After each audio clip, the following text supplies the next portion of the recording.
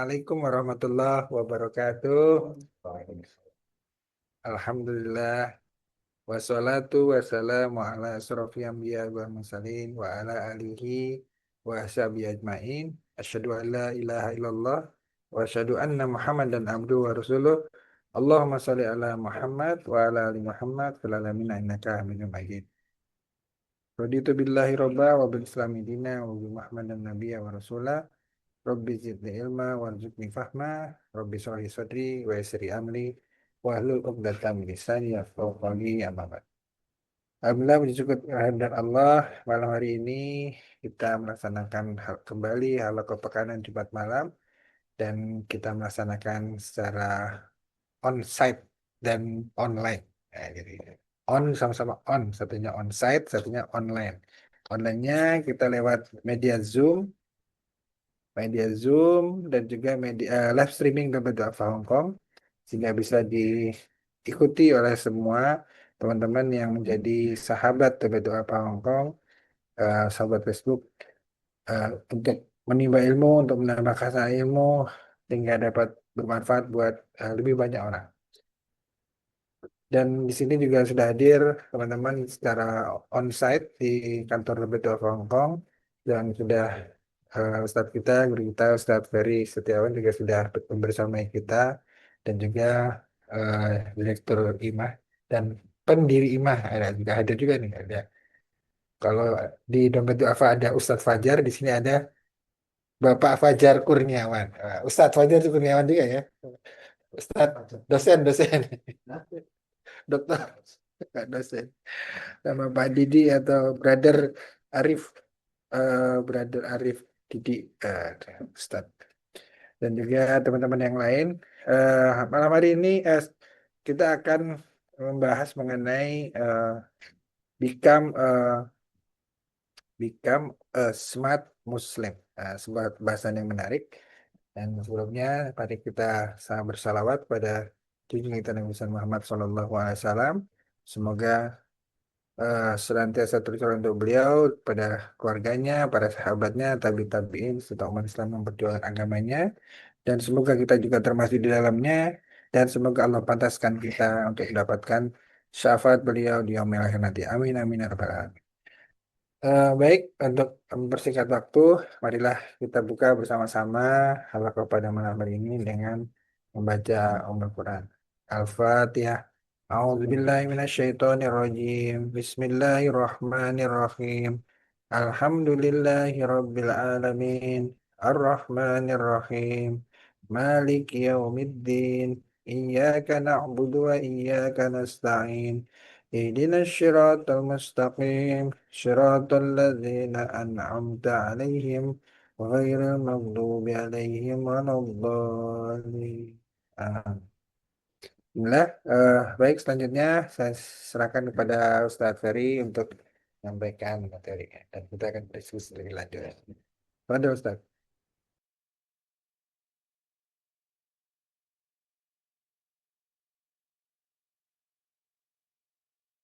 Bismillahirrahmanirrahim. Assalamualaikum warahmatullahi wabarakatuh. Waalaikumsalam. Alhamdulillahi wa kafa wassalatu wassalamu ala nabiyil mustafa wa ala alihi wa sahbihi ahli sidki wa tuqa wal wafa. Amma ba'du fa ya rabbi zidni ilma warzuqni fahma rabbi shrah li sadri wa yassir li amri wahlul uqdatam min lisani yafqahu qawli. Subhanaka la ilma lana illa ma 'allamtana innaka antal alimul hakim. Allahumma inna nas'aluka ilman nafi'a wa rizqan thayyiba wa amalan mutaqabbala. Allahumma inna na'udzubika min qalbin la yakhsha wa du'ain la yusma' wa ilmin la yanfa' wa amalin la yurfa' wa nafsin la tashba'. Kaum muslimin, jamaah kajian online di DHK Jumat malam Sabtu yang dimuliakan Allah Subhanahu wa taala. Pak Adi, Pak Didi, Pak Fajar, dan juga kepada jamaah yang lainnya yang alhamdulillah sudah berkumpul secara online dan juga offline. Puji syukur senantiasa kita hadirkan pada Allah Subhanahu wa taala atas limpahan karunia yang tiada terkira pada kesempatan Jumat malam Sabtu malam ke-12 Sya'ban 1447 Hijriah. Kita semuanya masih diberikan kesehatan, kesempatan, taufik oleh Allah Subhanahu wa taala hadir di majelis ilmu.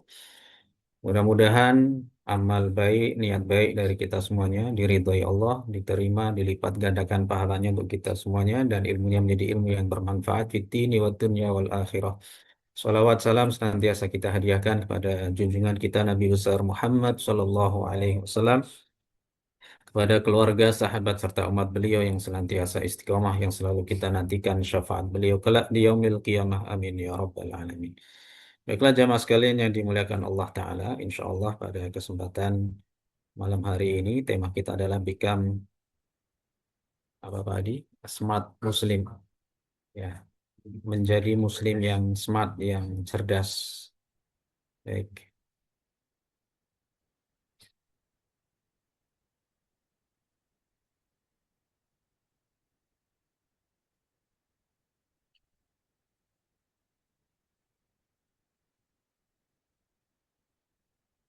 Menjadi Muslim yang cerdas, jamaah sekalian yang dimuliakan Allah Ta'ala. Jadi saya sebelum masuk kepada pembahasan lebih lanjut, ada satu hadis dari Nabi Shallallahu Alaihi Wasallam dari Shaddad bin Aus radhiyallahu taala anhu. Beliau berkata, Rasulullah Shallallahu Alaihi Wasallam bersabda, Al-kayyisu man dana nafsahu wa amila lima ba'dal maut wal ajizu man atba'a nafsahu hawaha wa tamanna 'ala Allah.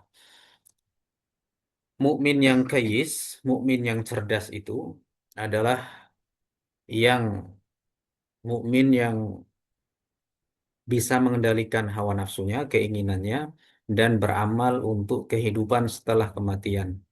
Dan mukmin yang lemah adalah mukmin yang memperturutkan hawa nafsunya dan berangan-angan kepada Allah Subhanahu wa taala.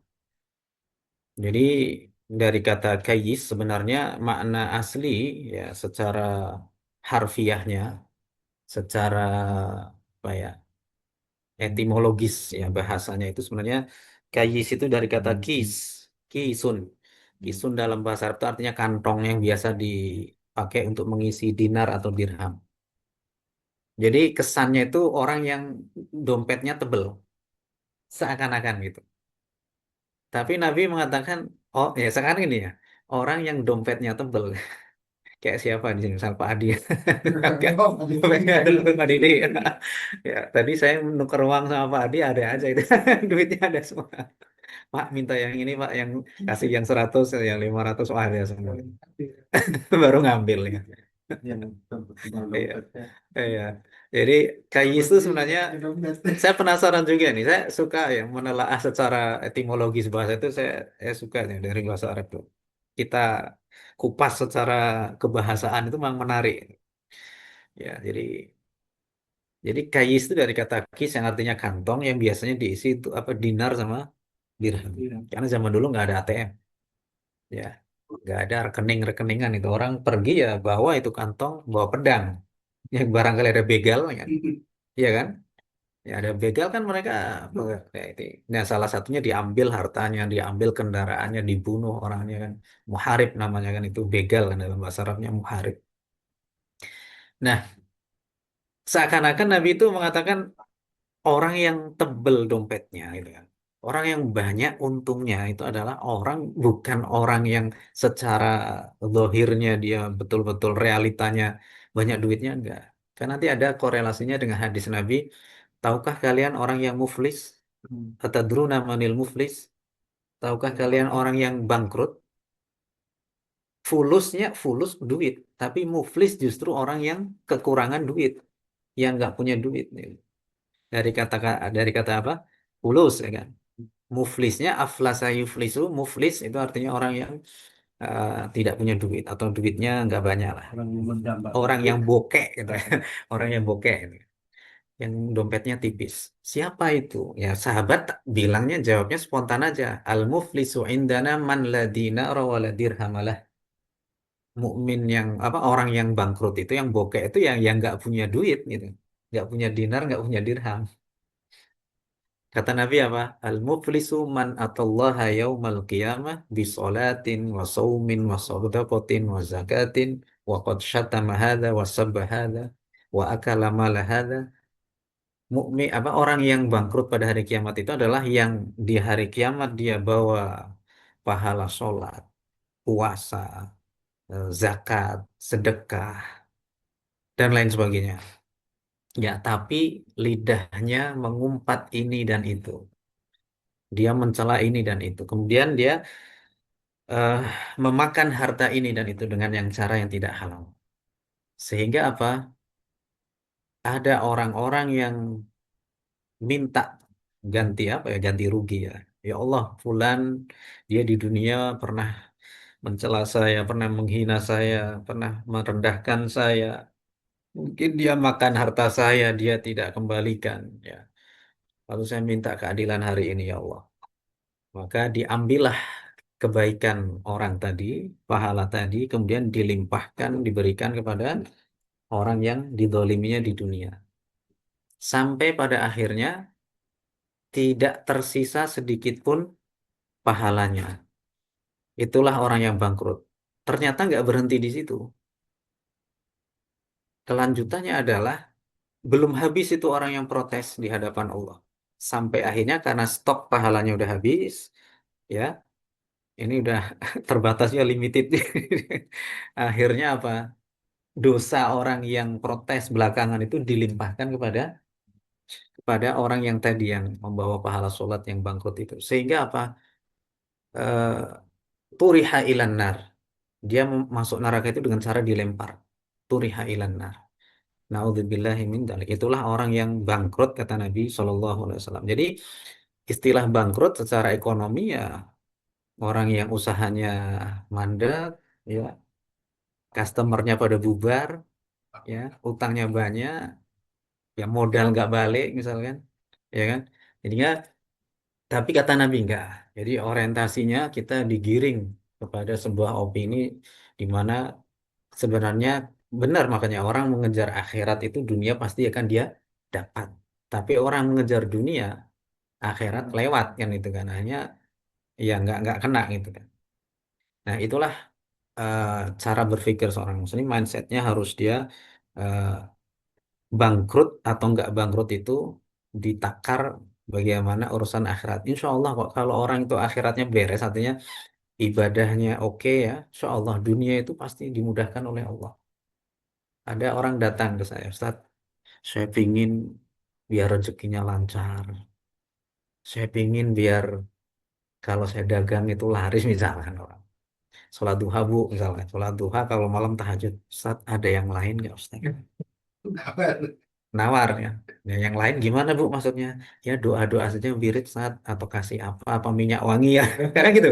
Ya, ada yang kadang minyak wangi botol yang kecil yang harga 10.000 rupiah di Indonesia dijual sampai 600.000. Karena apa? Ada doa-doa khusus katanya. Orang maunya instan gitu Di kan. Shopee banyak itu.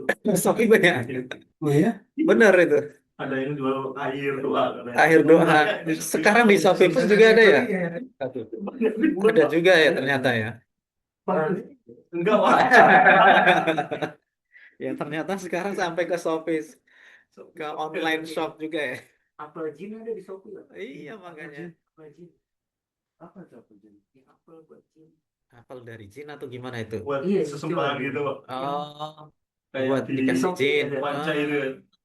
Biasanya ada buah-buahan gitu di. Tapi itu Jin. Iya, untuk klinik itu. Yang ngotak-ngatik Shopee bukan saya, istri saya soalnya. Suka belanja bukan saya. Ya, jadi Shopee Jun. Dia ada di AKTV. Masya.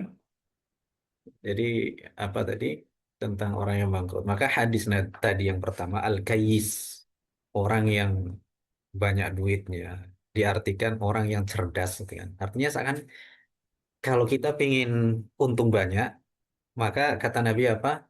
Jangan perturuti hawa nafsu dan beramalah untuk akhirat kan itu ya. Jadi itu aja kuncinya kan. Nah, mukmin kebalikannya apa? Ini kalau dalam ilmu balaghah namanya muqabalah. Muqabalah itu artinya menyebutkan kalimat yang berlawanan, kontradiktif. Contoh, kalau di awal innalladzina amanu wa amilus sholihat, ayat berikutnya innalladzina kafaru.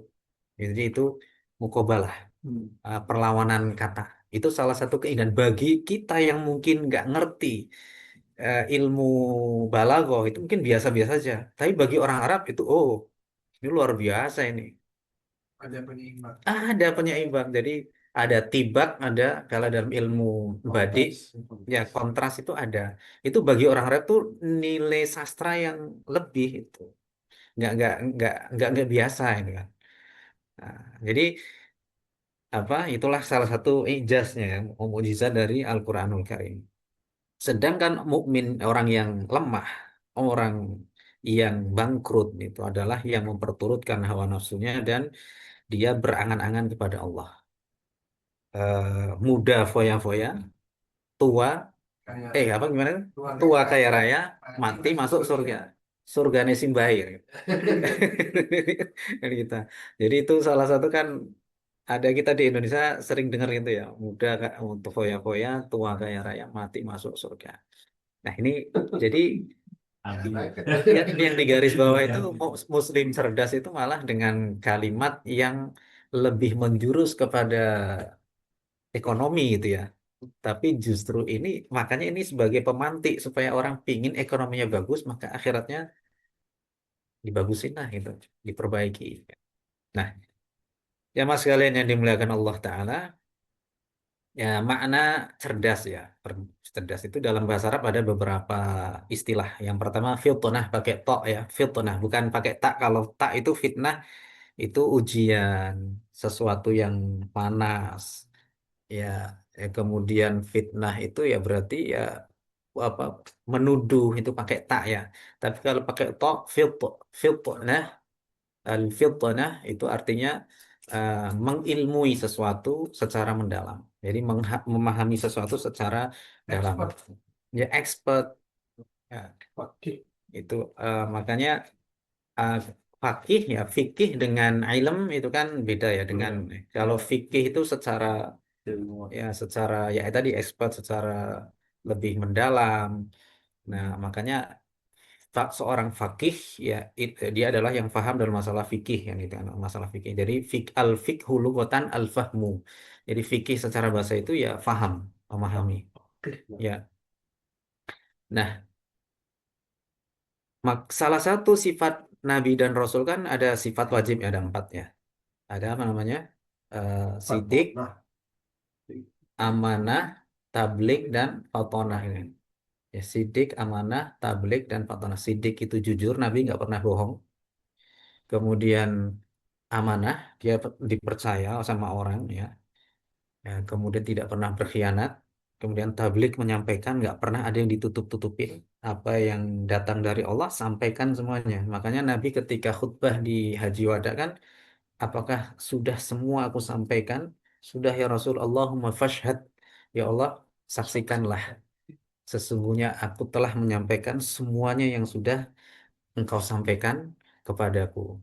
Nah, yang terakhir adalah Fatanah. Bukan Ahmad Fatanah ya. Yang pernah dulu yang dulu pernah kasus pajak itu. Kasus pajak itu, penggelapan apa itu. Dulu pernah sempat viral itu. Nggak denger ya? Gayus ya. Ya salah satu temannya Gayus tuh. Udah lama tapi itu. Pemerhati sekali. Sampai Ya, yang sudah lupa saya. Udah lupa ya? Oh, udah di Hong Kong belum? Dan maafin sama Pak D jadi lupa aja. To forgive is to forget. Ya. Jadi tadi ya fatanah, fatanah itu fitnah atau fatanah. Nah, orangnya namanya Fatin. Fatin itu ism fa'al ya. Fa'ala yaf'ulu fa'lan wa maf'alan fahuwa fa'ilun fatinun. Fatin orangnya. Subjeknya, dia sebagai subjek. Nah, kalau objeknya kan maftun gitu kan, gitu kan. Nah, itu ketika berbicara tentang masalah ini, maka fatin, nah kalau di sigot mubalaghah, jadi yang ya, sesuatu dilebihkan namanya fattan. Ghafir, ghaffar, itu dia melebihkan, maknanya ditasydidkan, dilebihkan kan gitu. Jadi Faton, ya kebetulan anak saya juga yang kedua namanya saya sebut, anak saya kasih nama Faton. Fatan, Faton. ya Fatan. Jadi artinya dia, TH-TH dua namanya. dia pakai, FATH-TH.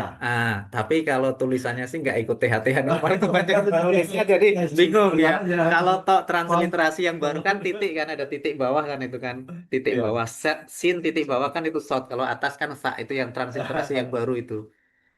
Ya, TH-TH. Fatan. Jadi tulisannya tetap pakai pakai T, tapi orang ngiranya ini Fatan, itu Fatan apa? Fatan pemuda kan, dikiranya kan Fatan kan pemuda artinya. Nah, itu enggak, tapi itu maksudnya Fatan. Fatan juga ininya fitnah. Iya bisa, Jamaknya. bisa kalau Nah, kalau secara kita nawa itu nyata ya nah, fitnah, tapi fitnah. kalau kalau pakai to, Oh, ya itu to ya artinya ya cerdas. Ya, fitan. ya, iya. Jadi Nah, jamaknya fitnah. ini kata Al-Askari ya, ulama ahli bahasa dalam kitabnya Al-Furuq Al-Lughawiyah. Jadi perbedaan-perbedaan bahasa. Jadi Al-Furuq Al-Lughawiyah. Nah, kemudian Ar-Raghib Al-Isfahani ya, yang sangat terkenal juga, ulama ahli bahasa juga mengatakan, fitnah pakai to itu cepat memahami sesuatu yang membingungkan. Jadi otaknya itu cepat apa ya, nangkep, cepat nangkep. Ini berbicara analisanya cepat. Otak apa itu berarti yang lebih otak kanan ya? Otak encer. Otak encer, otaknya encer. Ya. Analis otak kiri ya. Imajinasi yang otak kanan ini. Kemudian menurut Al-Ghafawi dalam kitabnya Al-Kuliah, cepat tanggap terhadap sesuatu yang ingin diketahui. Cepat. Biasanya yang istilah cepat tanggap segala macam itu dalam Al-Quran juga disebut sebagai dengan istilah seperti al-hukm. Gercep. Ya, gercep. Kayak kayak Nabi Yahya itu disebutkan kan, ya Yahya khudil kitaba biquwwah wa atainahul hukma sabiyya. Wahai Yahya, peganglah Taurat itu dengan kuat-kuat dan kami berikan kepadanya hukum di waktu kecil. Waktunya, maksud dari hukum itu hikmah. Jadi cepat memahami sesuatu. Makanya Nabi Yahya itu masuk kecil, dia sudah fasih, sudah fluent untuk berbicara apa, membaca kitab Taurat. Makanya kata para ulama, ya, Iya. kemudian Beda bisa. Baru Angel. Injil, betul. Makanya ini apa?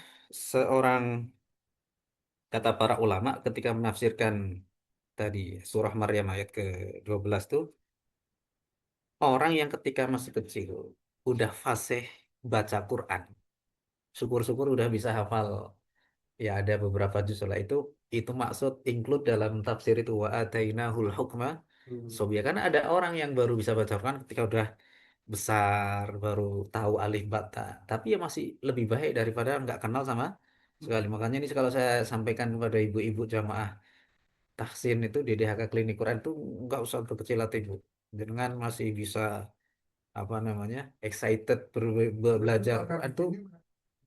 Iya. Makanya itu Indonesia belum bisa. di Indonesia malu, betul, Terus malu dengan cucunya. malu dengan cucu. Ini udah Belum dengan majelis taklim yang yasinan ini yang sekedar Oh, kirim seragam. Tapi ada juga sekarang yang mulai anu Pak, sudah di kampung sekarang sudah mulai sadar, banyak yang nggak cuma yasinan aja, si gurunya itu buka kelas Quran tiap seminggu berapa kali gitu, ada sekarang itu. Jadi sekarang udah mulai pada Ikut ya. sadar, bener. dia ada tuh kemarin tuh. Ya, Sinan hafal tapi baca Quran nggak bisa. Eh, Kalau Muslim Cina juga biasanya gitu masih ya, belajar masih belajar alif bata ya, iya. Mereka yakin aja. di Wancai sih dia belajar Di Wancai. Sinan, Ya, di iya Wancai. sih. Ya. Makanya pakai anu belakang Yasin. Yasin. Iya. Memang betul, di tetangga saya itu yasinan hafal dia. Yasinan hafal karena Suruh udah baca Quran terbiasa. nggak Iya, masalah apanya nggak benar. ya karena terbiasa. Itu menunjukkan nanti Quran tuh kalau dibaca terus hafal gitu. Dengarkan aja. Dengarkan Kecil aja. anak kecil ya. Dengarkan Quran. Iya. Filenya masih bersih ya, belum ada virusnya. Iya. Kalau kita kan udah banyak virusnya. Ya, betul. Nah, istilah lain ya, mustalah lain ya. dari definisi dari fitnah itu adalah zaka. Az-zaka itu fitnah yang sangat cepat. Jadi memahami secara cepat. Ya, ini sebenarnya muradif atau sinonim. Jadi apakah itu zaka, orangnya namanya Zaki. Makanya kita sering mungkin pernah mendengar orang namanya Zaki pakai zal. Zaki bukan Zaki. Kalau Zaki itu nanti suci. Kalau Zaki cerdas. Zaki. Ah, Sama, sama penerima zakat. Tapi beda. Zaki itu. Zak, Muzaki, Zaka, Zakka itu orang yang sangat cerdas. Nah, kalau fitnah itu fatin atau fatkon. Kalau ini Zaki atau Zakka. Al-Imam Al-Munawi mendefinisikan zakat adalah cepat memahami dengan pemahaman yang tajam. Ya intinya ini murodif lah, sinonim ya dari ulama. Intinya bahwa cerdas itu cepat memahami, cepat menganalisa, cepat menyimpulkan sesuatu, kayak menangkap sesuatu itu dengan otaknya. Ini apa? Cerdas. Itu. Kemudian macam-macam kecerdasan. Ya, macam-macam kecerdasan itu yang pertama, kecerdasan alami. Ya, kecerdasan alami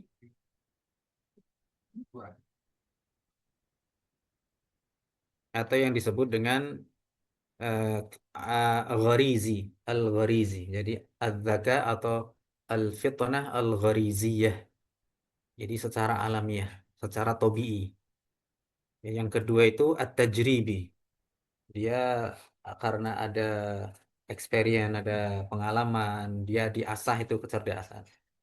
Ya, jadi kecerdasan alami karena itu talent ya, mungkin karena bakat. Ya, yang kedua itu karena pengalaman, karena diasah terus kan gitu. Ya. Nah, kecerdasan alam itu memang itu mutlak pemberian dari Allah Subhanahu wa taala yang diberikan kepada siapa yang Allah kehendaki. Nah, kalau yang kecerdasan yang tajribi ya, yang itu karena diasah itu ya, ini karena habit ya, karena juga lingkungan, kebiasaan itu karena apa? Pengalaman, experience itu usaha kerasnya, ada usaha keras bergaul dengan orang yang berilmu, orang-orang yang jenius, cerdas, mengambil faidah dari mereka. Saya pernah nanya itu sama ada seorang syekh penulis dulu pernah menjadi seorang penulis mushaf, itu orang Maghrib, orang Maroko ngisi eh, seminar di Pondok Modern Tazaka di daerah Batang, tempat saya Batang, Pekalongan, Jawa Tengah. Jadi dalam seminar itu ya beliau praktik juga cara menulis ini khot ini dalam Al-Quran itu dia ras khot nasi gitu ya. Kalau Al-Quran itu khot nasi. Saya tanya waktu itu, Syekh, apakah menulis dengan tulisan yang bagus itu kecerdasan ghorizi, alami, natural, atau memang itu harus tajribi, harus diasah dan lain sebagainya. Nah, beliau menjawab, sebenarnya setiap orang itu bisa untuk menulis bagus. Soalnya kan ada orang tulisannya emang dari dulu Iya kayak saya. tulisan biasa-biasa aja itu kan. Nggak bisa dibaca. Apa? Makanya dia ngetik. Bahkan saya sendiri untuk bagian tulisan ini. Kalau tulisan orang sekarang bagus-bagus semua gitu. Dokter jadi IT beda. Ya. Jadi itu ya ghorizi secara alami dan juga tajribi. Jadi Allah sudah ngasih inilah semacam kayak modal, modal untuk kita untuk menjadi pintar, untuk menjadi berilmu itu Allah sudah kasih. Bahkan Nabi juga pernah mengatakan kan, kalau seseorang itu sebenarnya gak hilang, memorinya itu filenya masih ada. Cuman kena virus tuh, virusnya apa maksiat, nggak pernah dimurojaah, sehingga lupa. Ya tadi kan Mas Hafiz udah hafal 7 juz nih. Kalau nggak dimurojaah kan jadi, waduh Ustaz, saya udah kacau nih Ustaz. Gitu. Apa Ya, jus kan? ya. Itu jujur pasti pesantren ada tambahan satu. Satu Itu delapan. kayak paling lemah gitu. Ya. Ada amroja. Satu juznya paling lemah. Seperti apa ya kata Nabi itu kayak onta kan. Ya, Nabi kan manusia tentang hafalan itu seperti onta. Onta yang diikat kalau ikatannya itu kuat ya akan kuat itu. Kalau lepas unta itu masih bisa balik lagi ke tuannya, ke majikannya. Berbeda dengan kambing. Ini kalau menemukan onta di padang pasir itu jangan buru-buru diklaim, kemudian kita makan misalnya seperti itu. Ya, tapi ya kan? Tapi kalau kambing di tengah padang pasir terik itu daripada membolehkan itu kenapa daripada kemakan atau dia mati sendiri atau kemakan binatang itu maka boleh. Itu perbedaan antara unta dengan kambingnya. Hafalan tuh kayak unta. Jadi lepasnya itu insya Allah masih masih ada kok. Filenya itu masih ada kita. Cuman kita kadang nemunya itu sulit. Ya.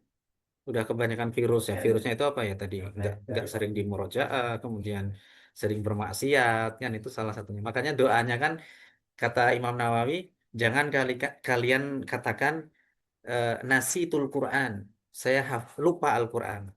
Tapi nusi itu. Makanya kan ketika doa khatmul Quran kan masih banyak yang min huma nasina Allahumma apa itu? Allahumma dzakirna min huma nasina itu kan.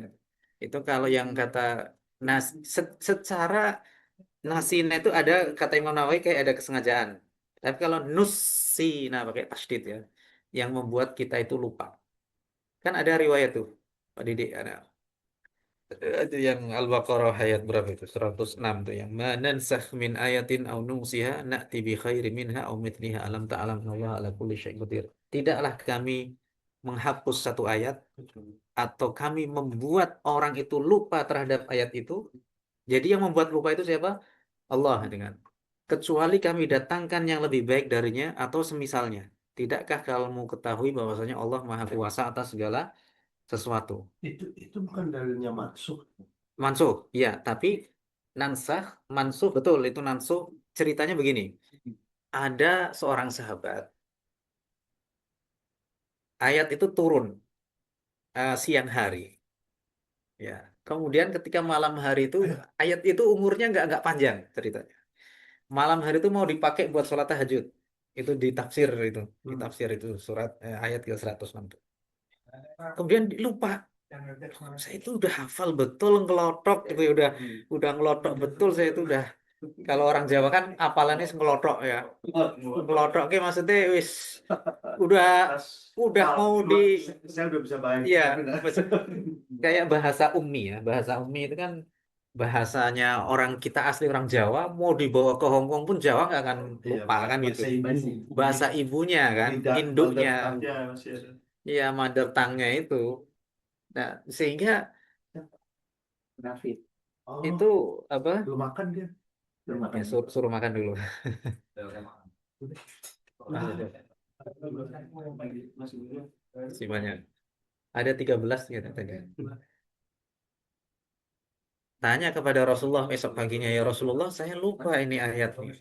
Kata Nabi, semalam ayat itu baru saja dihapus dan dibuat lupa oleh Allah. Jadi yang membuat lupa. Jadi ayatnya dinasah sampai orangnya pun lupa. Kan ada ayat yang sudah dihapus tapi masih diingat seperti ayat asy-syaikhu wasy-syaikhatu idza zanaya fajliduhumal battah. Kalau ada kakek-kakek, nenek-nenek berzina, maka rajamlah sampai mati. Kan ayatnya sudah hukumnya masih ada, tapi ayatnya sudah tidak ada. Atau ada juga yang sekarang sudah menjadi hadis.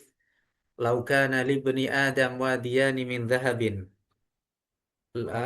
Kemudian labtagau salisan. Ya, sekarang jadi hadis qudsi. Padahal dulu ayat itu. Kalau seandainya anak Adam punya 2 lembah isinya emas semua.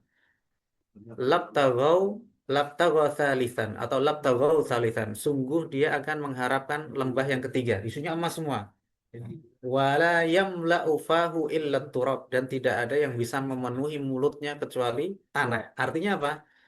Dikubur. Bahasa orang Jawa. Sekarang hadis, dulu ayat itu. Maksudnya gini, sudah mansuh. Mansuh itu udah dihapus. Secara rosem tulisannya itu udah dihapus. Jadi banyak orang nggak tahu. Kita pikir sama ini Quran itu datang full lengkap. Tapi dalam proses ada Allah turunkan satu ayat, tapi berapa saat kemudian Allah ambil ayat itu lagi. Itu namanya Tapi mansuh. masih ada orang yang ingat. Oh, itu Nah, maknanya. itu ya berarti yang nansakh saja. Ada yang dinansakh, dihapus, au nunsiha, dibuat lupa. Hmm. Jadi meskipun itu dihapus, tapi memorinya masih ada. Tapi yang kedua itu yang nunsiha, sudah dihapus pun hafalannya, ingatannya udah dihapus juga oleh Allah. Dicabut itu oleh Allah. Makanya ada kisah kan, ada mukmin yang jatuh cinta kepada apa itu? eh, seorang wanita Pada Nasrani. yang dari Ah, ah. ya ya. Kemudian dia hafid, seorang hafid. Hilang apa dari semua. Hilang semua hafalannya kecuali satu ayat, Mas Hafiz. Al-Hijr ayat 2. Rubama yawaddul ladzina kafaru law kanu muslimin. Qul huwallahu ahad. Lupa. Padahal kalau kita kan qul huwallahu mau dibolak-balik tetap ingat kan. Tapi itu seorang hafid itu lupa qul huwallahu ahad karena itu poin yang paling inti kan berkeyakinan Allah itu esa kan. Tuhan itu. Kejar Nah, dia mengejar wanita, dia Nasrani. Waktu itu perang saya lupa ininya. Pas dia termasuk dikirim ke perang Mu'tah itu. Hmm, Nggak salah saya. gimana itu? Muktah. Mokhtar. Ke Bizantin lupa. Iya. Ke- Ya karena tertarik dengan matanya yang biru. Wah, matanya biru. Tadi Bang Bule. Orang bule gitu. Bule. Ya kan itu ya. Matanya biru nih menarik ini. Jadi ayatnya apa tadi? Al-Hijr ayat 2 artinya apa? Rubama yawaddul ladzina kafaru law kanu muslimin. Seandainya orang kafir itu berandai-andai, bisa berandai-andai, kenapa dulu saya tidak Islam? Itu satu ayat yang masih dalam ingatannya cuma itu. Kenapa dulu saya tidak Muslim? Aduhai seandainya dulu saya itu jadi orang Islam saja. Ya itu. Memorinya dihapus. Jadi siapa yang mencabut 6.235 ayat dari hatinya? Berarti kan Allah dicabut itu semuanya oleh Allah langsung seketika. Nah, potret kecerdasan salaf ya. Di surah Al-Anbiya ayat ke-78 dan 79 disebutkan Allah Subhanahu wa taala berfirman, "A'udzubillahi minasyaitonir rajim. Wa Dawud wa Sulaiman idh yahkumani fil harthi idh nafashat fihi ghanamul qaum wa kunna lihukmihim syahidin." Dan ingatlah kisah Daud dan Sulaiman pada saat keduanya memberikan keputusan mengenai masalah tanaman. Ya, karena tanaman itu dirusak oleh kambing-kambing kepunyaan kaumnya. Ya, dan adalah kami menyaksikan keputusan yang diberikan oleh mereka berdua. Fafahamnaha Sulaiman wa kullan atayna hukma wa ilma wa sakharna ma'a Dawud al-jibala yusabbihna wa tayr wa kunna fa'ilin. Maka kami telah memberikan pemahaman kepada Sulaiman tentang hukum yang lebih tepat.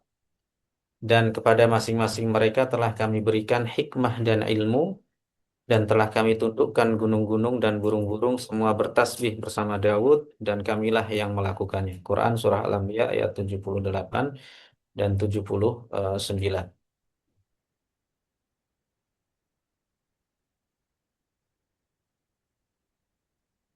Tafsir ayat, ya. Tafsir ayat ini dari Abdullah ibnu Mas'ud radhiyallahu anhu menafsirkan ayat ini.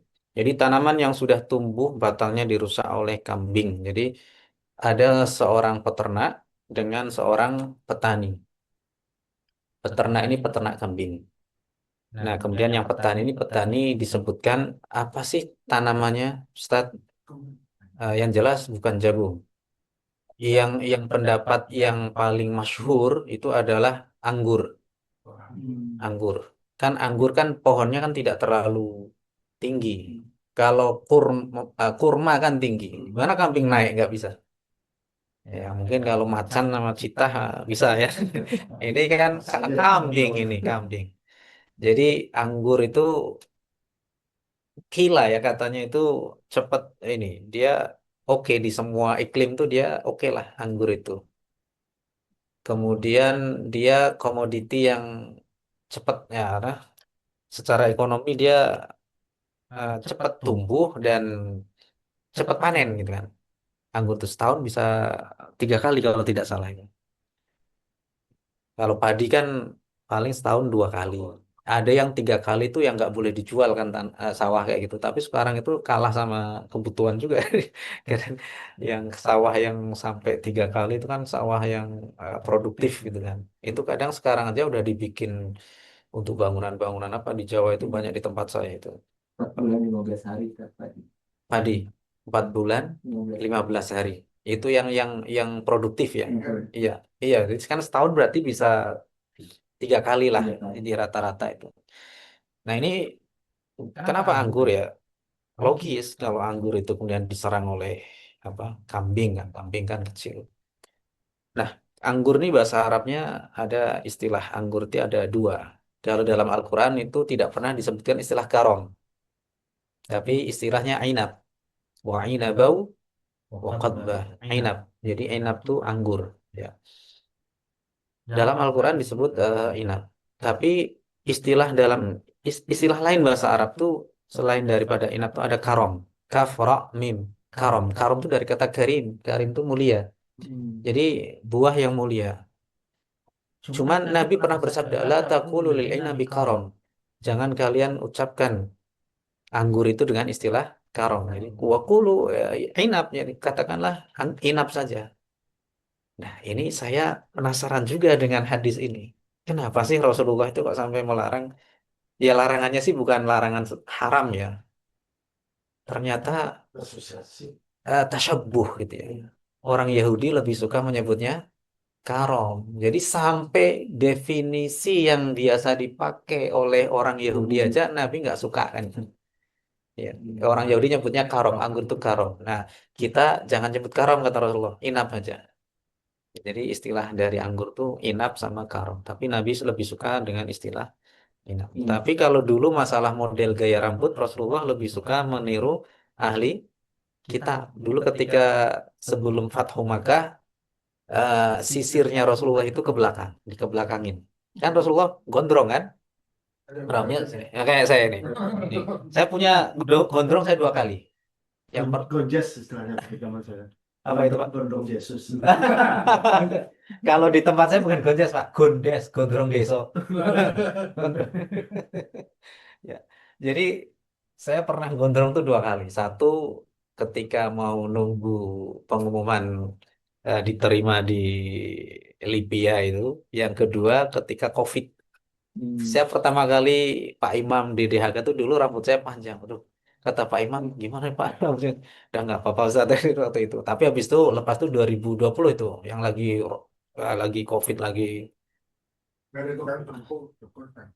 Iya, sayanya jarang keluar aja dan saya adalah ini hikmahnya untuk ini apa eh, waktu itu ya ini sih saya ya tapi gondrongnya ya tetap saya rapikan waktu itu 2 kali fotonya masih ada nanti kalau minta kasih lihat lah ya minta kasih lihat tak kasih nanti Jadi sunah tadi. sunnah ya tapi jenggotnya tetap masih ada jadi kan Rasulullah kan jenggot juga ada gondrongnya kan ya dapat nanti Rasulullah itu disisirnya kemana ke belakang.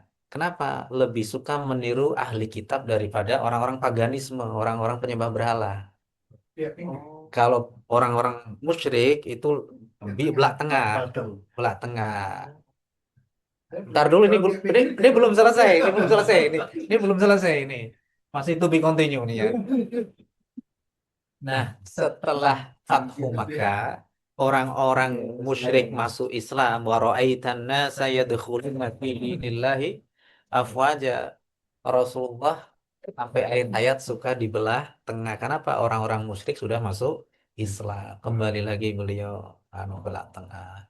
Waktu itu saya ngisi ceramah kayak gitu. Duh, Ustaz, aku belah tengah Ustaz gimana? Belum selesai Mas, saya belum selesai. Kalau nggak pikir itu siapa nih? Jadi Abu Lahab sebelum. ya. Jadi apa istilah karom itu Rasulullah mengatakan ya ini larangannya tidak sampai tahrim lah ya. lebih kepada ya makruh aja lah.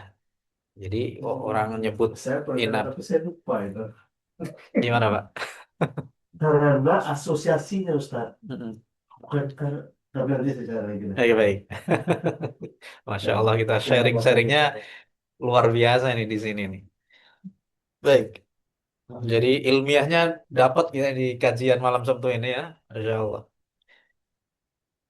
Nah, kemudian kambing ini ceritanya malam-malam itu kan mungkin kandangnya itu dia keluar dari kandang malam-malam keluar mungkin nggak dikunci tidak ikat itu mungkin kandangnya nggak kencang mungkin nggak dikunci dia lepas namanya malam hari wallahu alam mungkin lapar atau gimana kayak kita kalau melek malam kan lapar tuh perutnya dia nyerbu ke tanaman anggur punya petani serbu tuh diinjak-injak dimakan dia waduh berantakan padahal besok itu mau panen sudah mau panen keesokan harinya pemilik tanaman ini kaget dia mau niat ya seperti kisah Ashabul Jannahnya yang ada di surat Al-Qalam apa itu inna balawnahum kama balawna ashaban jannah id aqsamu la yasrimunnaha musbihin.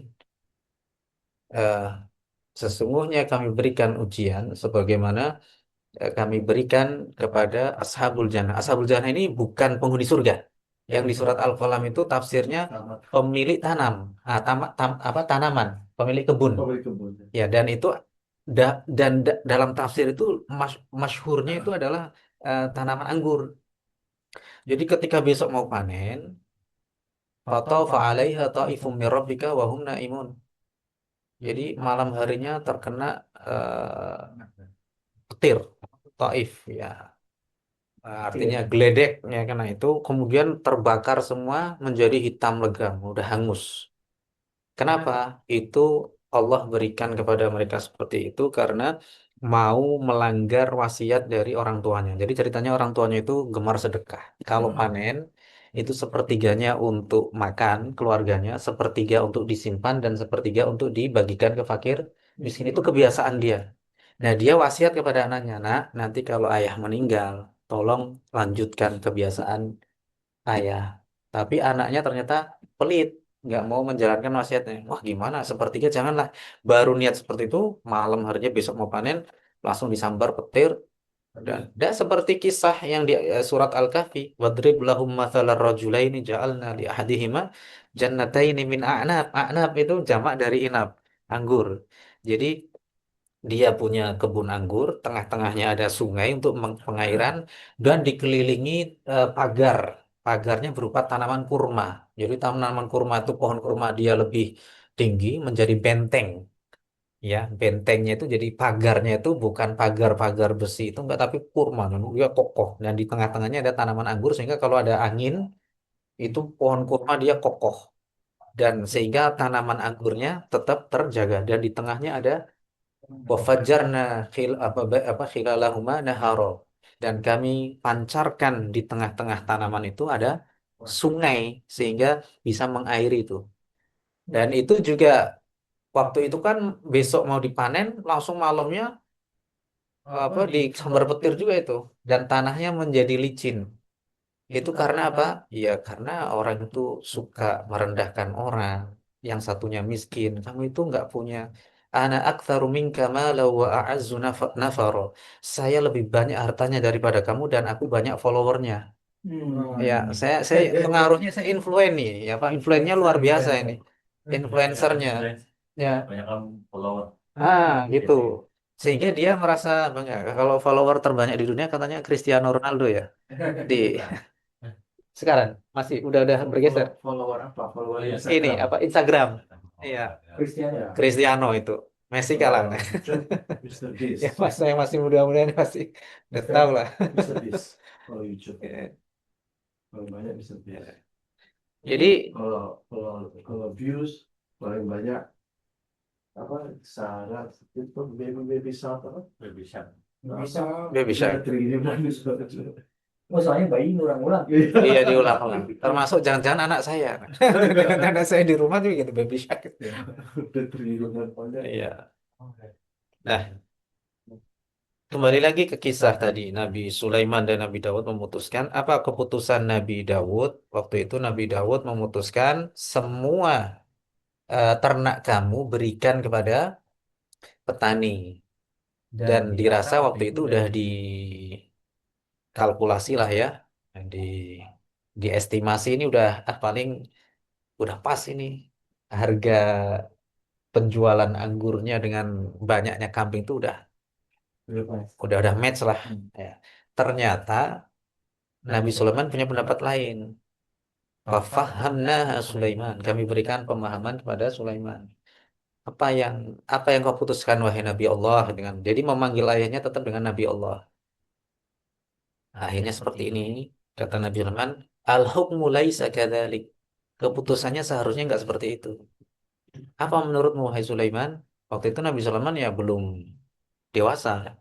Itulah makna kami berikan pemahaman di waktu kecil ya, seperti Nabi Yahya, para nabi itu kan sifat wajibnya kan harus apa fitanah, fatonah, dia harus cerdas. Nabi itu nggak ada yang ya keterbelakangan, ya nggak pelongo itu nggak.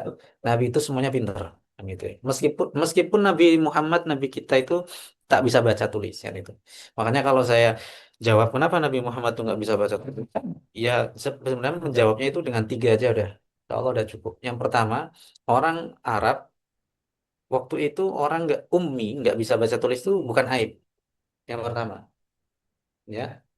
Yang pertama itu banyak. Jadi huwallazi ba'atsa fil ummiyina rasulam minhum. Jadi dialah Allah yang mengutus seorang rasul di tengah-tengah orang yang nggak bisa baca tulis. Jadi mayoritas itu nggak bisa baca tulis. Itu yang bukan keterbelakangan, bukan aib. Yang kedua, Nabi Muhammad nggak bisa baca tulis. Itu karena orang yang tidak bisa baca tulis itu relatif dia hafalannya itu kuat. Orang Arab dulu gini Pak, kalau nulis sesuatu, temannya itu lihat, misal, mada taktub, kamu tulis apa? Uktumani, uktumani itu jangan sembunyi dariku ya kan, sembunyi dariku, jangan lihat. Kenapa? Terindikasi orang yang suka nulis itu hafalannya lemah. Kondisi saat itu, makanya kan Quran tidak ditulis. Maaf, tidak dicetak kan. Hadis tidak ditulis, Quran yang ditulis kan itu. Nah, untuk menjaga karena Quran itu harus mutawatir. Yang pernah saya cerita Pak Muadi itu kan bacaan Quran itu kan mutawatir. Kalau hadis kan beda lafadz sedikit tak masalah. Wallafdu indal Bukhari, lafadz menurut Imam Bukhari, lafadz menurut ini ada perbedaan, itu tak masalah. Tapi kalau Quran harus mutawatir sama kan. Kalaupun ada perbedaan baca, kiroah itu kiroah sabah, asyurah atau arba'ata asyar, kiroah yang 14 itu pun riwayatnya harus nyambung, nah, ada sanadnya itu sampai ke Rasulullah. Ya jadi ya itu yang kedua. Makanya kalau panjenengan itu hadir di sini nggak nulis ceramah saya, apalagi kuat. Kalau saat itu, tapi eranya tadwin, eranya pencetakan Imam Syafi'i bersyair apa? Al ilmu saydun wal kitabatu qaiduhu.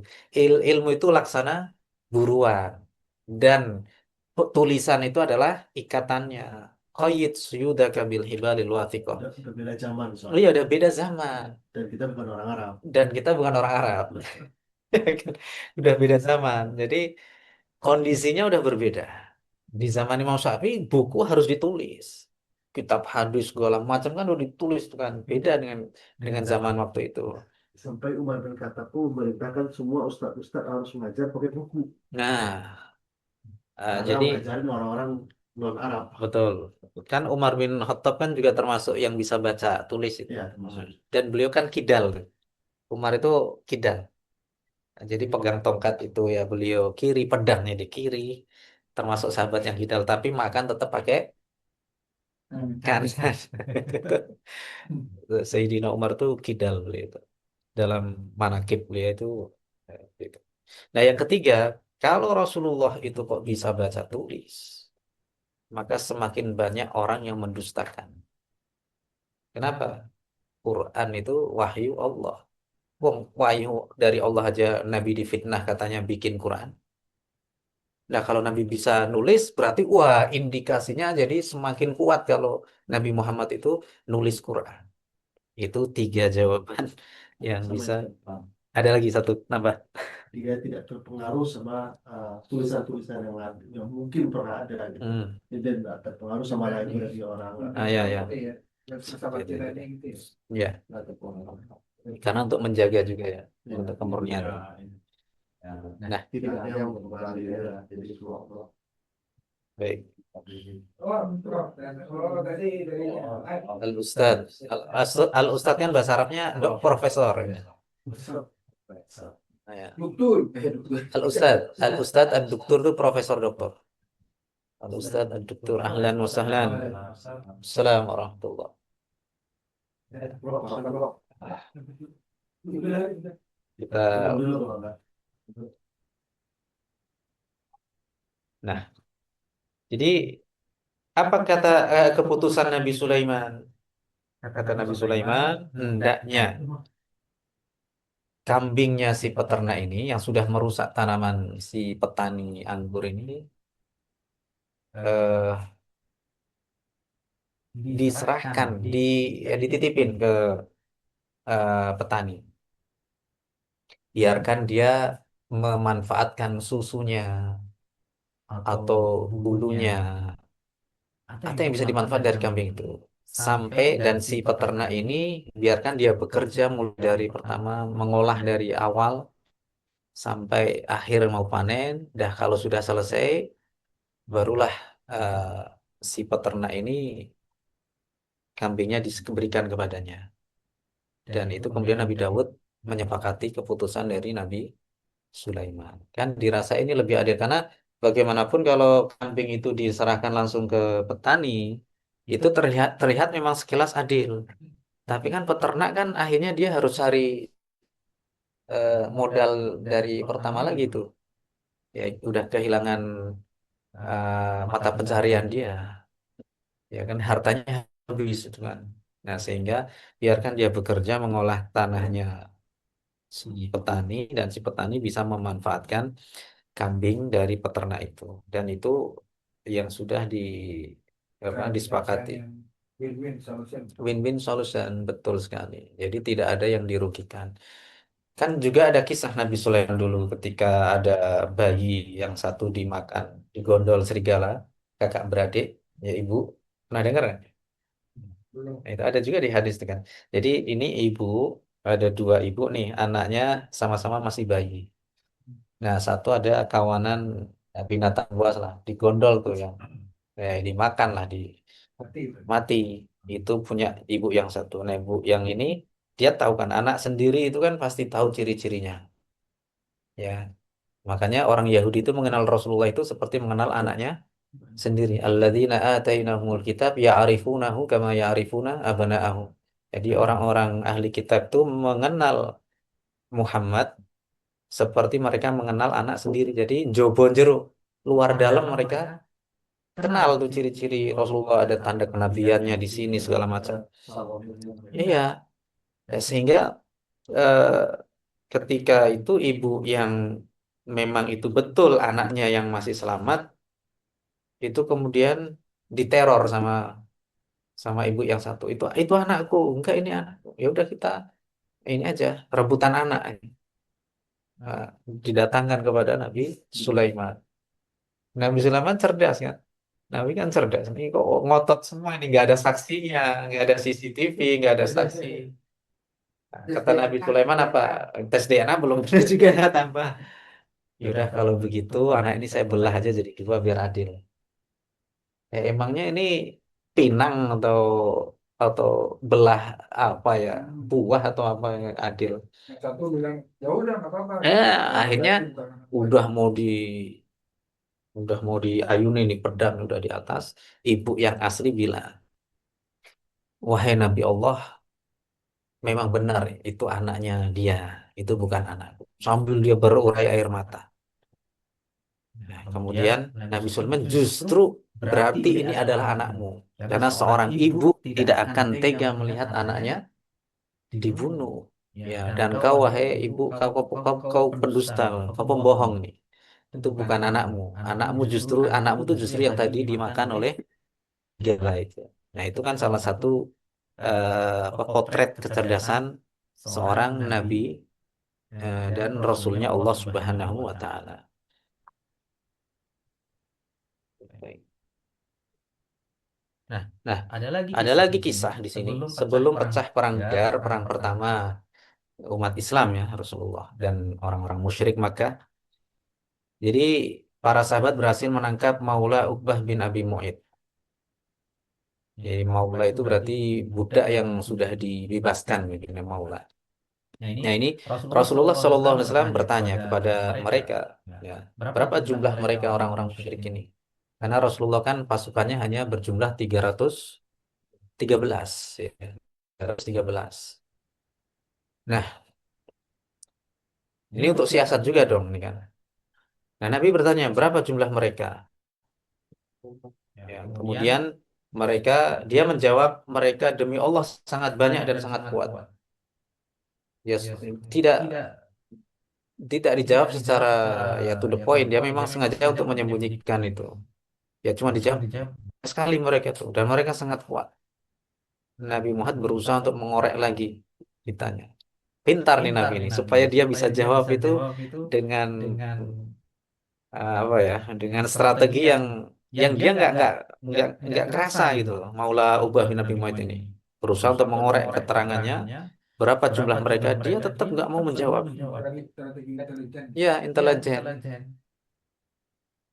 Sampai akhirnya Nabi tak pertanyaan, the last questionnya gini, berapa unta yang mereka makan setiap hari? Kan perjalanan kan lama tuh. Dan mereka potong. Nah, mereka yang potong mereka setiap hari itu berapa?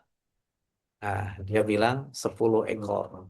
Nah, padahal 10 ekor itu kan bisa dimakan oleh 100 orang karena daging unta kan lebih banyak dari sapi kan. Ya. Jadi 100 orang bisa makan 1 ekor unta. Nah, Nabi akhirnya apa? Oh, berarti jumlah mereka kurang lebih adalah 1000. Itu kan salah satu strateginya Rasulullah. Nah, Nabi itu cerdas. Ya, ya Nabi itu punya sifat wajib yaitu fatanah. Nah, semua Nabi itu fatin. Semua Nabi itu cerdas, zaki. Ya, ya. Ada lagi sebenarnya istilah untuk cerdas itu abqari. Abqari itu artinya juga cerdas, jenius. Abqari. Di dalam Al-Quran juga ada kan di surah itu apa? Muttaqiina ala rafrafin khudri wa abqariyyin hisan. Nah itu. Tapi Nah, Fabi ayyi ila rabbika bil jalali wal ikram itu. Itu abqari itu juga maknanya adalah jenius ya, cerdas. Oh iya.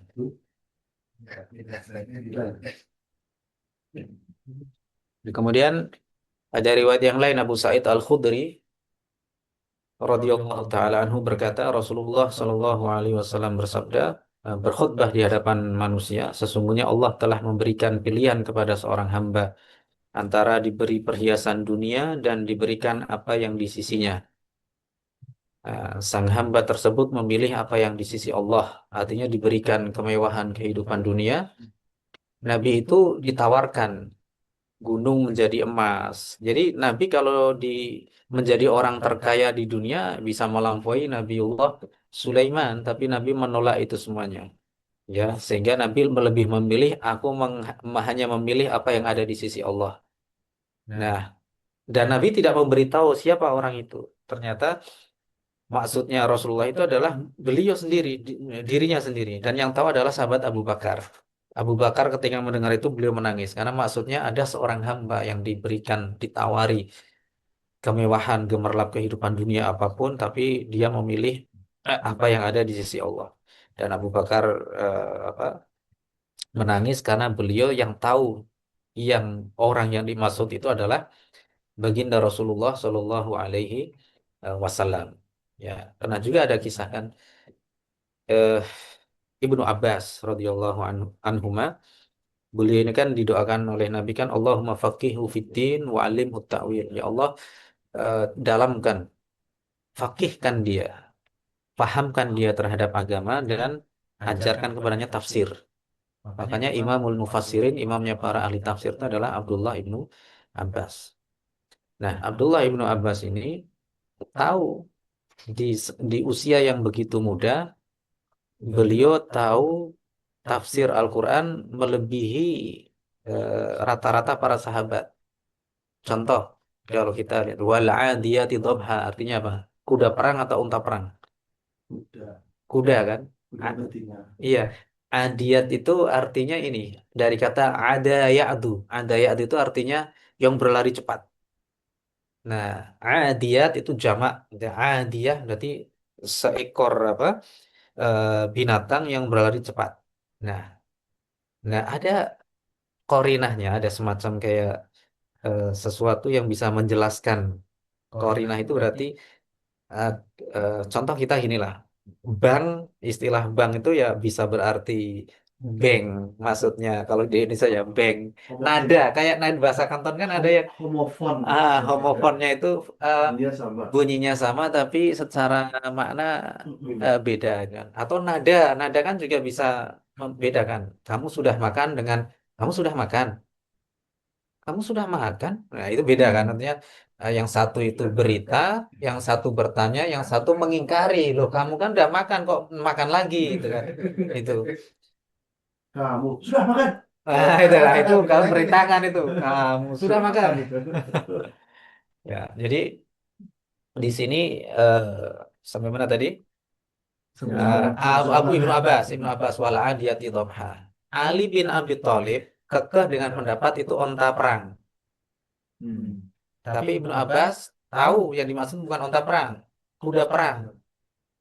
Karena waktu itu belum ada di perang Badar itu, apalagi itu surat Makkiyah itu Nabi memakai unta untuk berperang seperti itu. Kuda yang dimaksud itu kuda. Kalau dan biasanya kalau untuk perang itu kuda. Gitu. Tapi karena menghormati Ali lebih senior, beliau lebih mengalah. Karena apa sih perbedaan paling unta sama kuda aja, kan itu kan? Ya tidak prinsip gitu kan. Nah, ada lagi. Idza jaa nasrullahi wal fath. Apabila telah datang pertolongan Allah dan kemenangan. Ya, itu Ibnu Abbas pernah dikumpulkan di majelisnya orang-orang dewasa di zaman Khalifah Umar Ibnul Khattab radhiyallahu taala.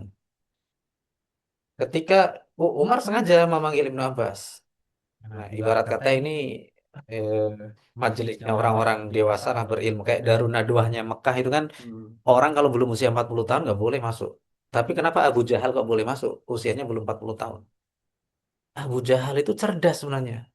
Makanya orang Arab nyebutnya Abul Hakam.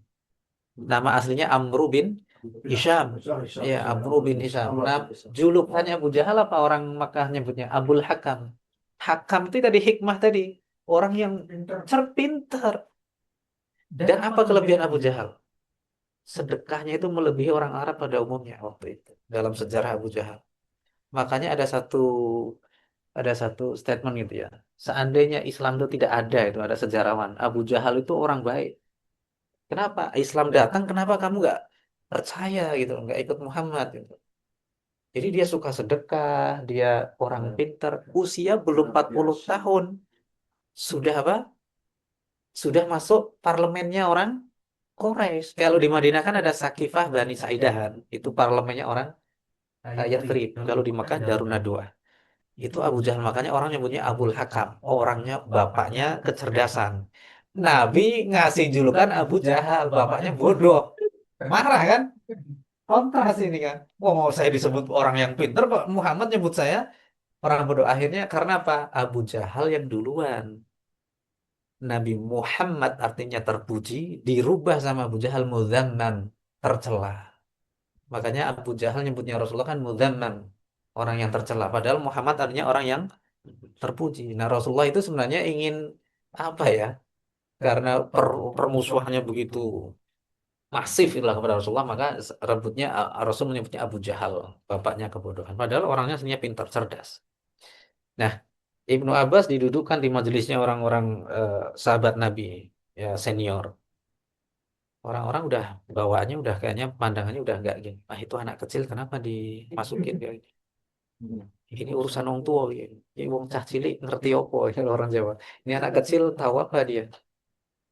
Akhirnya Umar karena melihat wajah-wajah orang itu kok kelihatannya kayak underestimate terhadap siapa si Ibnu Abbas. Akhirnya ya Ibn Abdullah ya bin Abbas itu. Akhirnya Umar bikin semacam kayak pertanyaan di supaya tahulah kenapa kenapa alasan saya punya alasan kenapa saya manggil Ibnu Abbas di majelis ini. Ada yang tahu apa maksud Allah di surat An-Nasr idza jaa nasrullahi wal fath? Semua orang rata-rata jawabannya ya kalau pertolongan Allah dan kemenangannya sudah dekat, sudah datang. Ya, betul. Itu secara apa namanya? Yang tersurat seperti itu. Ada mana yang tersirat apa? Ya itu maksudnya. Wahai Abdullah, apa menurutmu? Apabila telah dekat ajalnya Rasulullah Shallallahu Alaihi Wasallam. Itulah maksudku kenapa aku memanggil Abdullah bin Abbas karena dia lebih tahu urusan tafsir daripada kalian. Nah, seperti itu. Jadi katanya surat itu adalah the birth the death certificate of Rasulullah SAW. Nah, betul sekali. Sertifikat kematiannya Rasulullah sudah kontraknya sudah hampir habis. Sampai Fatimah itu ketika turun ayat itu Fatimah itu nangis. Fatimah Zahra ya menangis karena sudah tahu ajalnya ayahanda sudah dekat. Nah, kemudian tapi menangis ketika Rasulullah berbisik kepada Fatimah, wahai Fatimah, innaki awwalu luhuqan min ahli, luhuqan bi min ahli. Engkau adalah keluargaku yang pertama kali akan menyusulku setelah kematianku. Fatimah malah tersenyum, tertawa. Karena 6 bulan kemudian kan Fatimah meninggal dunia di bulan Ramadan. Itu bulan Rabiul Awal, 6 bulan kemudian bulan Ramadan. Coba kalau kita, Simbayar mati. Simbahnya sudah mau mati. Dibisikin.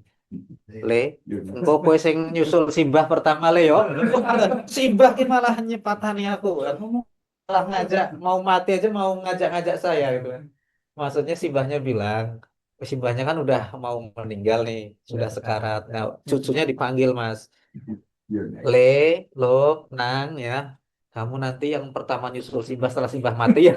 Lah kan orang itu oh, Simbah nih. Tapi beda dengan Fatimah. Fatimah justru malah tersenyum karena yang diucapkan Rasulullah itu benar. Karena beliau ingin segera menyusul ayahanda tercinta setelah wafat beliau.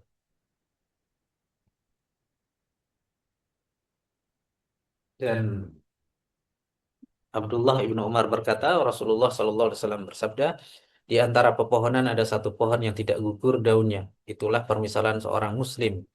Beritahu, beritahulah kepada saya pohon apa itu. Orang-orang menyangka itu pohon di lembah-lembah gunung. Pohon apalah yang di lembah gunung. Ibnu Umar waktu itu Rasulullah bertanya seperti itu dalam benaknya beliau tahu itu maksudnya pohon kurma. Perumpamaan Muslim itu seperti pohon kurma yang apa pohonnya tidak gugur. Maka hanya saja beliau malu untuk menjawabnya.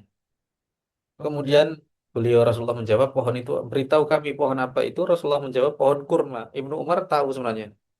Cuman beliau memang itu menunjukkan bahwa kadang sesuatu hal yang kita ngerti itu kadang kita tidak perlu kita apa ya kita ungkapkan eh, selalu tidak selalu ungkapkan ini ya. Ini sebagaimana kisah dari Abdullah ibnu Umar. Nah, baik. Kemudian manfaat cerdas bagi seorang muslim itu yang pertama menambah wawasan, ya, yang jelas yang mendorong pelakunya untuk memikirkan ayat-ayat Allah. Tafakur, afala yatadabbaruna al-Qur'ana ala qulubin aqfaluha. Apakah mereka tidak mau mentadabburi Al-Qur'an atau jangan-jangan di hatinya ada gemboknya? Ya, ada gemboknya sehingga dia tidak mau mentadabbur Al-Qur'an. Majikannya siapa tadi yang Pak Didik yang baca terjemahnya langsung pingin bersyahadat, Masya Allah. Ya ada yang gitu ya. Karwan di sini. Nah, Majikan. Masya Allah itu. Kemudian menyebabkan yang kedua menyebabkan keselamatan dan terhindar dari keburukan ilmu, mendorong dan menopang kesuksesan orang. Ya, jadi orang sukses itu juga karena cerdas, menganalisa dan memanfaatkan momentum. Ada satu kisah teman saya ini. Dia itu lulusan Maroko ya. Kemudian dia dapat kesempatan ngajar di Malaysia ceritanya Pak Fajar. Di Malaysia berapa gajinya jadi guru? Ya, bukan Satpam bukan. Beda lagi ini. Satpam kan mana Al Azhar ya bukan. Ini Maroko. Libya. Iya. Ini kalau ini Maroko ini cewek kok, bukan bukan cowok. Ustazah. Ustazah. Nah, dia itu ibunya, orang tuanya itu punya yayasan di kampung. Kata simbah-simbahnya, ya udah kamu balik lagi kampung, gedein yayasan sekolah kayak gini kan kamu udah dapat ilmu, nggak jangan di luar negeri lagi dah, gitu kan. Nah, sempat kepikiran dia balik kampung Mudi itu. Tapi ada waktu itu kesempatan menjadi guru dan dengan gaji yang ya kita tahu sendiri lah kan gaji di luar negeri berbeda dengan guru di Indonesia di tanah air. Akhirnya dia sempat curhat kepada teman itu, ya, teman dosen saya di UIN Gus Dur di Pekalongan. Itu gimana ini saya ada dilema ini yang satu birrul walidain ya menyenangkan orang tua satu sisi kok saya ingin mengejar impian saya ini ada kesempatan kapan lagi datang kesempatan yang kedua jadi guru di luar negeri. Jadi kata kata teman dosen saya udah kamu ini aja kamu ambil saja itu dengan kekuatan finansial atau informasi yang kau dapatkan di situ bisa kau transfer ke yayasan kamu. Malah sekarang yayasan jadi besar gara-gara dia itu karena kesempatan belum tentu datang kedua kali kan. Dia justru dari Malaysia itu dia bisa mentransfer apa ilmu dan juga finansial sehingga yayasannya semakin besar. Jadi tidak harus dia terjun di lapangan secara langsung di balik layar pun dia bisa membesarkan sebuah lembaga atau instansi. Peran yang berbeda. Betul sekali. Tidak harus itu. Nah, itu ceritanya ilmu itu bisa jadi penopang kesuksesan. Ya. Sarana-sarananya apa untuk mendapatkan ilmu? Yang pertama iman, ya. Yang kedua memperdalam ilmu agama. Nah, kemudian jadi apapun profesi kita, kita tetap tidak boleh meninggalkan tafakuh fiddin. Ini buktinya Profesor Fatwa aja habis ngajar langsung join kita. Ini luar biasa loh. Ini benar saya kehormatan buat saya. Biasanya kadang profesor itu kan Gini. Kadang Prof maaf Prof ya kadang gini Prof. Kadang nih yang ceramah apa sih dia background pendidikannya oh baru S2 baru S3 ini kadang orang kan ada ini ya tapi Masya Allah Prof Fatwa ini ya, tawadhunya luar biasa. Eh, Kemudian tidak banyak makan dan minum kata Imam Syafi'i itu. Wah, tidak banyak makan dan minum. Saya sama Pak Adi Tidak banyak. Kata Imam Syafi'i apa? Karena kenyang itu memberatkan badan, mengeraskan hati, menghilangkan kecerdasan, mengajak tidur, dan melemahkan orang dari beribadah. Itu ada di Adabus Syafi'i, karya Imam Ar-Razi. Ya. Adabus Syafi'i. Ya. Tapi kalau saya juga lagi tidur. ya, yang terakhir muhasabah. Itu langsung bangun Pak Adi. Yang terakhir muhasabah atau introspeksi diri. Ya, Alhamdulillah semoga bermanfaat. Demikian yang bisa saya sampaikan. Kurang lebihnya mohon maaf yang sebesar-besarnya. Saya kembalikan kepada Pak Adi. Ini sudah bisa ya? Ini ya. Kembali. Ya, amin. Ya, ini saya pakai ini.